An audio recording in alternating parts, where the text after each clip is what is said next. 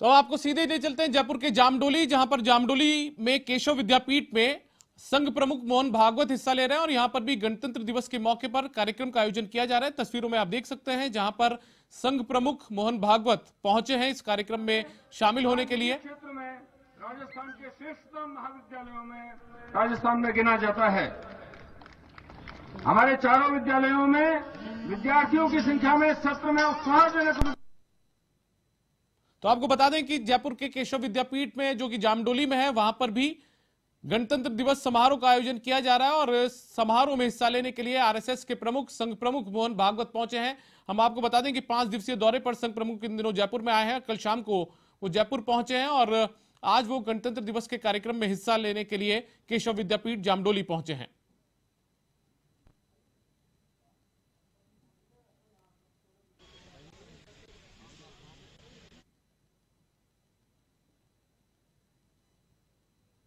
तो गणतंत्र दिवस के मौके पर पूरे प्रदेश भर में, पूरे देश में कई समारोह का आयोजन किया जा रहा है, कई कार्यक्रम हो रहे हैं।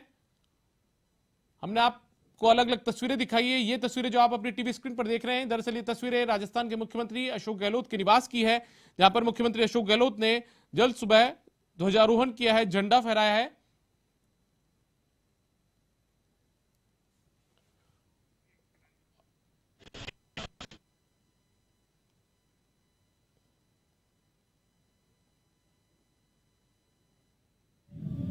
आज का यह जो पवित्र दिन हमें मिला है वो देश के उन बलिदानी पुरुषों के कारण से मिला है जिन्होंने देश की आज़ादी के लिए अपना सर्वस्व न्यौछावर कर इस गुलामी की जंजीर को तोड़कर हम जैसे लोगों को स्वतंत्रता में सांस लेने का अवसर दिया है। उनके प्रति बहुत बहुत नमन। और इस 75 वर्ष की यात्रा में सीमा की सुरक्षा करने की दृष्टि से जिन लोगों ने अपने प्राणों की आहुति देकर के भी भारत के तिरंगे का मान और सम्मान रखा, उनके प्रति भी बहुत ही एक तरह से आदर से उनको नमन।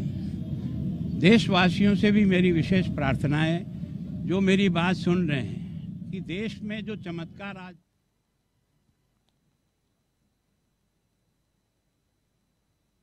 सेंट्रल विस्टा पुनर्निर्माण परियोजना के अंतर्गत प्रधानमंत्री ने भवन से इंडिया गेट तक 3 किलोमीटर। अब जो तस्वीरें आप देख रहे हैं दरअसल दिल्ली से देख पा रहे हैं, दिल्ली से सीधी तस्वीरें जहां पर आज गणतंत्र दिवस समारोह का आयोजन किया जा रहा है। प्रधानमंत्री नरेंद्र मोदी इस कार्यक्रम में शामिल होंगे और उससे पहले एक डॉक्यूमेंट्री आप देख पा रहे हैं और ये डॉक्यूमेंट्री सरकार की ओर से किए गए कामों की, या फिर हम कहें कि जो पिछले इतने सालों में आजादी के बाद में देश ने जो कुछ हासिल किया है, उन तमाम कार्यों को लेकर जो चुनौतियां थी उनसे निपटने के बाद जो कुछ देश ने हासिल किया, वो तमाम चीजें एक डॉक्यूमेंट्री के रूप में सहेजने की, संजोने की कोशिश की गई है और उसी डॉक्यूमेंट्री को आप देख पा रहे हैं। नई गौरव की नई कहानी बयां करेगा। तो देश के निर्माण में सबसे बड़ा योगदान अगर किसी का है तो इस देश की जनता के मत का है। तो जनता के मत के लिए जनता का बहुत बहुत आभार। लेकिन उस मत से पैदा होने वाले जनप्रतिनिधि इस बात का ध्यान रखें कि जनता ने हमें किसी इच्छा से इस स्थान पर भेजा है। हम उसी समर्पण भाव से अपने कर्तव्य का निर्वहन करें और जनता के हर कष्ट को दूर करके इस देश को एक शक्तिशाली देश बनाएं। अब हम 5वीं आर्थिक शक्ति बने हैं, लेकिन सबकी मन की इच्छा है कि कभी वो दिन भी आवे जब हिंदुस्तान दुनिया का नंबर 1 वन की दृष्टि से, आर्थिक दृष्टि से भी और सैनिक दृष्टि से भी, सुरक्षा और सम्मान की दृष्टि से आगे बढ़े। एक बार फिर इस गणतंत्र दिवस के पवित्र अवसर पर मैं जनता का बहुत बहुत नमन करता हूँ।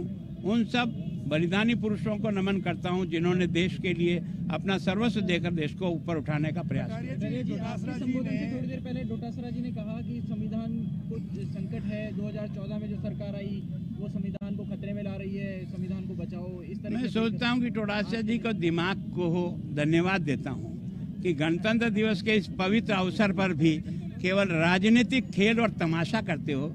जिनको राज करने का 60 साल का अनुभव मिला हो, जिन्होंने 60 साल तक देश को जो कुछ दिया है वो आज के दिन दुनिया जानती है, भारत का जनता जानती है।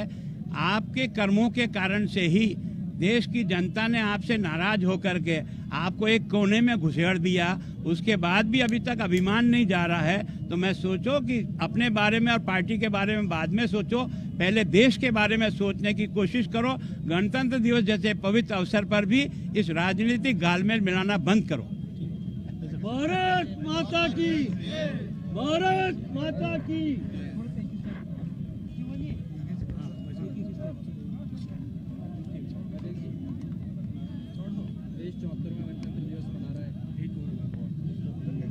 मैं राजस्थान के प्रदेशवासियों को भारतीय जनता पार्टी परिवार की तरफ से गणतंत्र दिवस की बहुत हृदय से शुभकामनाएं देता हूं और ये कामना करता हूं कि जिस तरीके से भारत आज विश्व की केवल आर्थिक नहीं, सामाजिक और राजनीतिक रूप से भी वसुधैव कुटुंबकम की उदात्त भावना के साथ वन अर्थ वन फ्यूचर, इस भावना के साथ देश के यशस्वी प्रधानमंत्री जी के नेतृत्व में आगे बढ़ रहा है। राजस्थान के स्वाभिमान को भी जागृत करने का समय है।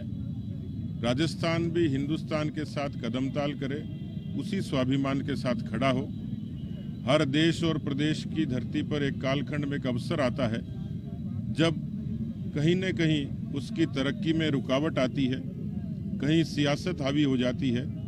लेकिन राजस्थान क्योंकि संसाधन के नाते और हर लिहाज से, पर्यटन, पशुपालन, कृषि, हर लिहाज से उन्नत भी है और उसको उसका हक मिलना चाहिए।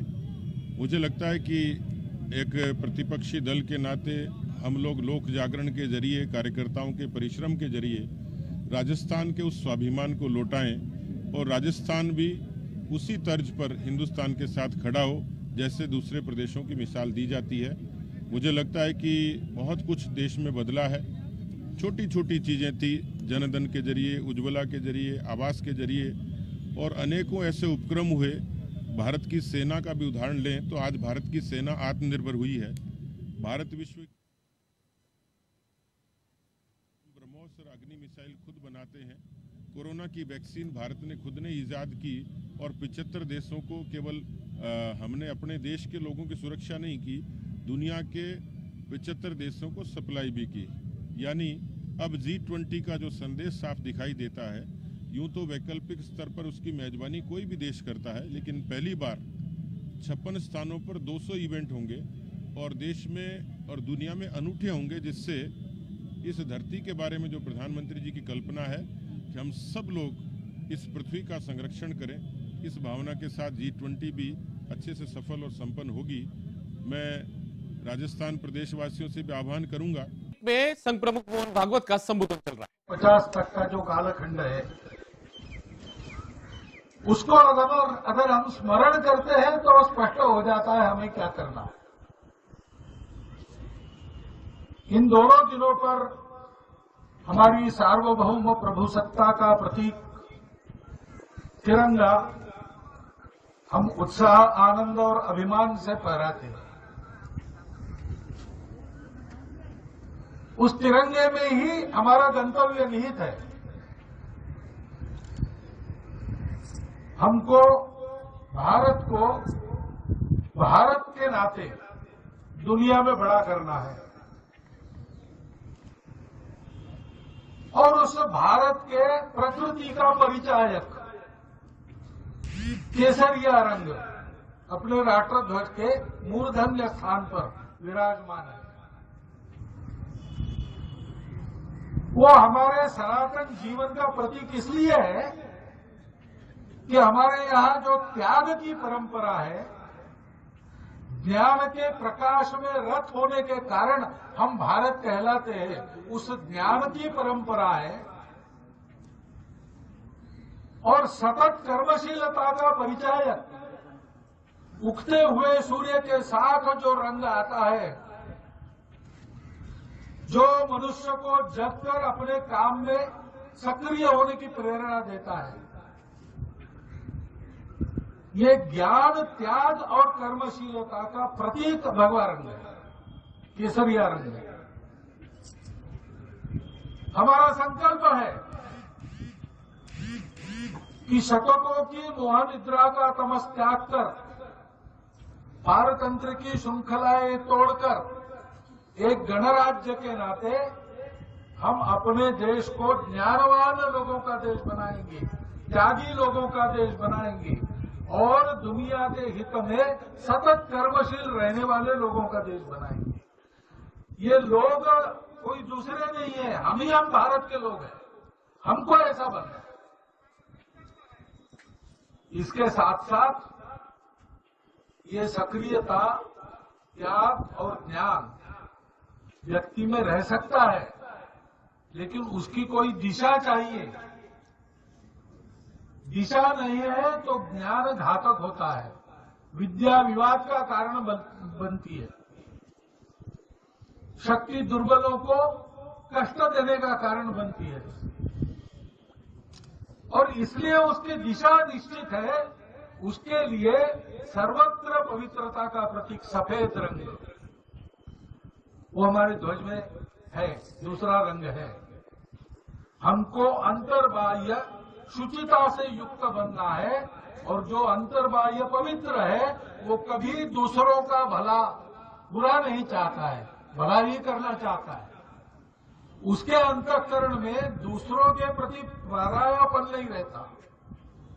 अयम निजः परो वेति गणनाम लघुचे तथा। अपवित्रता से लघु बुद्धि हो जाते हैं, मेरा तेरा ऐसा करते हैं। लेकिन जो उदार बुद्धि से, शुद्ध मन से आगे बढ़ते हैं, पवित्र व्यवहार करते हैं, वो तो सबको अपना मानकर चलते हैं। इस पवित्रता का और अपनेपन का प्रतीक ये शुभ्र रंग, हमको ऐसा बनना है। और इससे क्या होगा? तो सर्वत्र समृद्धि आएगी। रोटी, कपड़ा, मकान, स्वास्थ्य, शिक्षा, अतिथि सत्कार, किसी बात की किसी को कमी नहीं रहेगी। पर्यावरण का वैभव जिसका क्षरण हो रहा है वो वापस आ जाएगा। नदियां भरपूर बहती रहेगी। वृक्ष, फल, औषधियां अपने अपने उत्पाद से जीवन सृष्टि का समृद्ध करते रहेंगे। वर्षा जब चाहिए, जितनी चाहिए, जहां चाहिए, तब उतनी वहीं पर होगी, कम या ज्यादा नहीं होगी। जहां नहीं चाहिए वहां नहीं होगी, जब नहीं चाहिए तब नहीं होगी। कालो वर्षति पर्जन्याम पृथ्वीम सस्यशालिनी। और उसके कारण देश में सर्वत्र शोध रहितता रहेगी, क्योंकि अभाव कुछ नहीं है। और जब ऐसा होता है तब स्वाभाविक मन की अमीरी का आना भी आसान होता है। मन किसी का द्वेष नहीं करता, मत्सर नहीं करता, किसी से शत्रुता नहीं पालता, सबको सर्वे भद्राणि पश्यन्तु, ऐसी स्थिति उत्पन्न होता है। उस समृद्धि का, लक्ष्मी जी का प्रतीक ये हरा रंग है। ये हमारा गंतव्य है और यही हमको बनना है। बनना है तो क्या करना है? तो संविधान सभा के पूर्ण विचार विनिमय के बाद बना हुआ संविधान लोकार्पण करते हुए डॉक्टर बाबा साहब आम्बेडकर ने जो 2 भाषण संसद में किए हैं, आज के दिन हम सबको उनको एक बार पूरा पढ़ना चाहिए। उन्होंने हमारे कर्तव्य क्या है ये बताया है। उन्होंने बताया है कि अब देश में किसी भी प्रकार की गुलामी नहीं है, रूढ़िगत गुलामी भी नहीं है। अंग्रेज भी चले गए, लेकिन सामाजिक विषमता के चलते जो गुलामी आई थी उसको हटाने के लिए राजनीतिक समानता और आर्थिक समानता का प्रावधान हमारे संविधान में कर दिया गया है। तो समानता पहली बात उन्होंने कही। हमको कैसा होना है? समानता का व्यवहार करना है और हमको स्वतंत्रता का भी सम्मान करना है। मैं स्वतंत्र बनूं, लेकिन मेरे साथ सब स्वतंत्र है, ये भी मैं ध्यान में रखा। मेरी स्वतंत्रता के लिए दूसरों की स्वतंत्रता का संकोच हम नहीं कर सकते, वो स्वतंत्रता नहीं होती। लेकिन दुनिया का अनुभव ऐसा है कि जहां स्वतंत्रता लाना चाहते हैं वहां समता का संकोच करना पड़ता है। और जहां समता समानता लाना चाहते हैं वहां स्वतंत्रता नहीं रहती। डॉक्टर बाबा साहब ने कहा अपना देश आपस में लड़कर गुलाम हो गया, किसी दुश्मन के सामर्थ्य के कारण नहीं। हम लोग आपस में लड़ते रहे इसलिए गुलाम हो गए। हमारा बंधुभाव समाप्त हो गया। स्वतंत्रता और तरानों की गूंज के साथ आज 74वां गणतंत्र दिवस का राज्य स्तरीय समारोह राजस्थान की राजधानी गणतंत्र दिवस समारोह का आयोजन किया जा रहा है सवाई मानसिंह स्टेडियम। मुख्यमंत्री अशोक गहलोत को आप तस्वीरों में देख सकते हैं। मेरा ट्राइपॉड कहाँ है सर? ट्राइपॉड उठो नौजवान उठो, वतन पर न्यौछावर। तो जयपुर के सवाई मानसिंह स्टेडियम में राज्य स्तरीय समारोह का आयोजन, राज्य स्तरीय गणतंत्र दिवस समारोह का आयोजन किया जा रहा है और मुख्यमंत्री अशोक गहलोत इस कार्यक्रम में शामिल होने के लिए पहुंचे हैं। इससे पहले भी हमने तस्वीरें देखी थी जब मुख्यमंत्री अशोक गहलोत ने पहले एसएम स्टेडियम के बाहर अमर जवान ज्योति पर, जो हमारे शहीद हैं, सैनिक हैं, उनको श्रद्धांजलि अर्पित की थी, पुष्प चक्र अर्पित किया था और उसके बाद में मुख्यमंत्री अशोक गहलोत सवाई मानसिंह स्टेडियम में पहुंचे हैं और यहां पर राज्य स्तरीय गणतंत्र दिवस समारोह में हिस्सा ले रहे हैं। इसके रोम रोम में ऐसा प्रेम रस खोल देंगे कि हर जुबान पर एक ही वाक्य होगा, सारे जहां से अच्छा हिंदुस्तान हमारा।